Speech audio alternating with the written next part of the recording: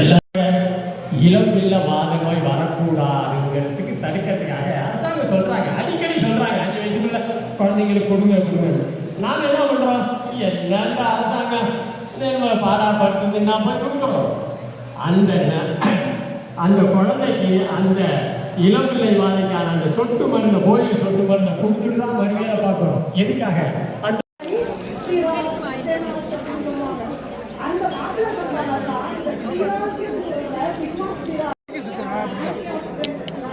நடுக்கட்டியே பிடிக்கும் 2 விரல்ல இப்படி நல்லா சுத்தலாம்.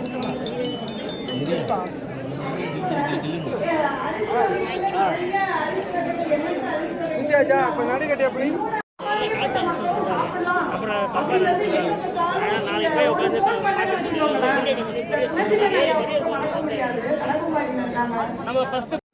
இந்த மூலக்கூறு இந்த செகண்டரி மெட்டபிளைட்ஸ் வந்து இதுல இருந்து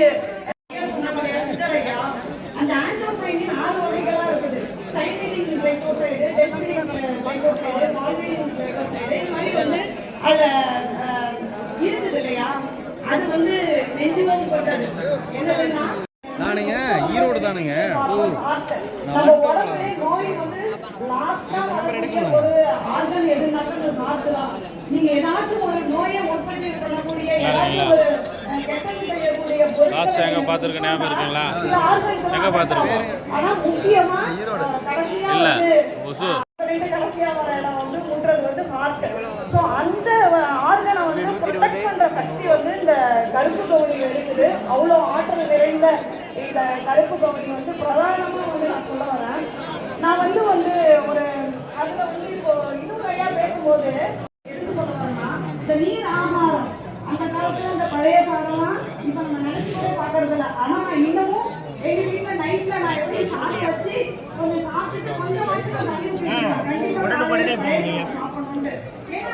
மறந்து போய் சொன்னாங்க இல்லையா? அமெரிக்கா அந்த நாடுகள்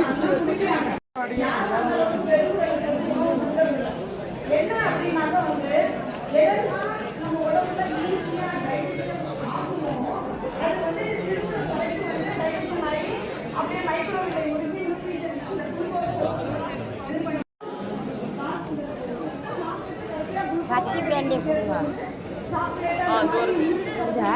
இது சொன்ன வெண்டை, இது பச்சை வெண்டை. டைஜஷனே ஆகாது. இந்த மணியில எவ்வளவுங்க? 200 ரூபாயா? பணமுறையா?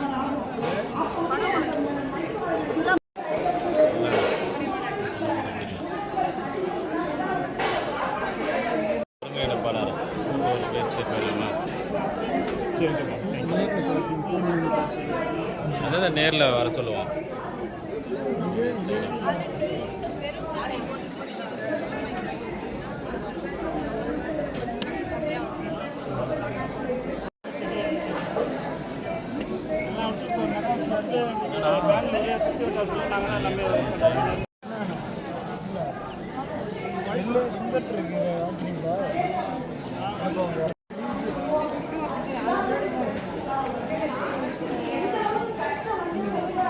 ஏம்மா